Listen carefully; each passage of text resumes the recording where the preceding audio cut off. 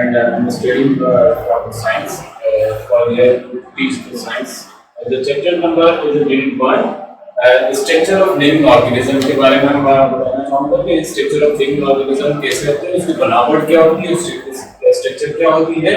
ठीक है, तो हमारा जो है फर्स्ट टॉपिक ये है कि स्ट्रक्चर ऑफ फ्लावरिंग प्लांट्स, मतलब जो फूलों के जो पौधे होते हैं फूल, तो उनकी बनावट के बारे में हम पढ़ें, उनकी स्टडी के बारे में हम आज आपको बताना चाह रहे हैं।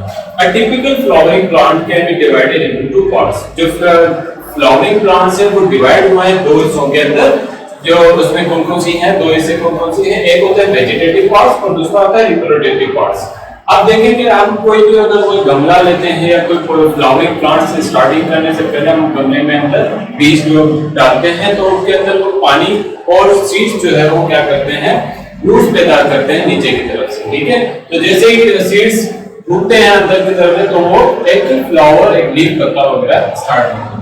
तो इसी तरह हमारा जो फर्स्ट टॉपिक है वो है वेजिटेटिव पार्ट्स। वेजिटेटिव पार्ट्स में क्या होता है, stem, roots and leaves are the vegetative parts of the plants. ठीक है, वेजिटेटिव पार्ट्स में हम क्या पढ़ेंगे, पहले स्टेम के बारे में, रूट्स के बारे में, रूट्स कौन सी होती हैं और उसकी लीफ कौन से होते हैं, उसके पत्ते कौन से होते हैं। They are the main part of the body. ये एक मेन पार्ट होता है वेजिटेटिव, एक फ्लावरिंग पार्ट्स का एक मेन हिस्सा होता है।